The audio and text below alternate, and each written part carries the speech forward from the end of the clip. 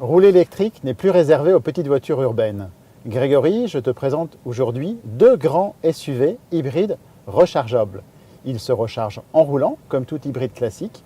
On peut aussi les brancher pour rouler tout électrique sur plusieurs dizaines de kilomètres. Oui, tu as raison Lionel.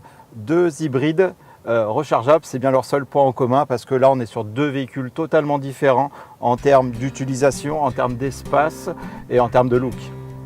Grégory, sur ce Mitsubishi Outlander PHEV, je vais te présenter un système que je trouve assez astucieux.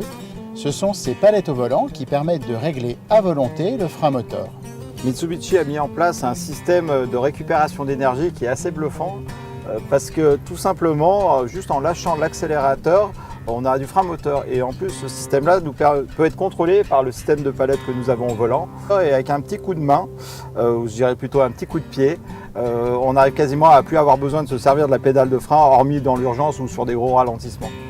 Donc là, on est au volant d'un SUV, mais c'est vraiment typé familial, équipé d'un moteur 121 chevaux et avec deux moteurs électriques qui représentent 89 kW, donc ce qui fait à peu près globalement 200 chevaux. C'est un bon compromis pour un véhicule qui fait un petit peu moins d'une tonne neuf. Le système 4 roues motrices nous permettra d'aller en station, de profiter de nos routes un petit peu enneigées avec un véhicule où on a quand même de la place, bien équipé, bien fini. C'est une belle familiale.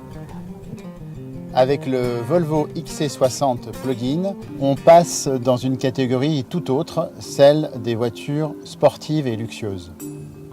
Là, Lionel, tu m'as chouchouté. J'ai roulé un petit peu avec ce véhicule-là. C'est vraiment un sacré coup de cœur où on a le raffinement, la sportivité qui dépasse légèrement les 400 chevaux. C'est un véhicule qui est vraiment phénoménal. Il y avait quelques temps, tu m'avais fait essayer le XC90 qui est quand même plus mouse.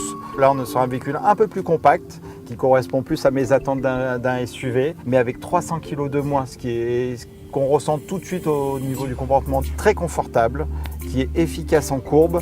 Donc on a le confort, la qualité, la sportivité, c'est vraiment moi ce que je recherche dans un véhicule de ce type-là. Par contre, le petit bémol, mais ça, quand on aime, on compte pas, c'est son prix. Là, on dépasse les 70 000 €, donc c'est pas à la portée de toutes les bourses, mais quand on peut se le permettre, c'est vraiment un achat à faire sans hésiter.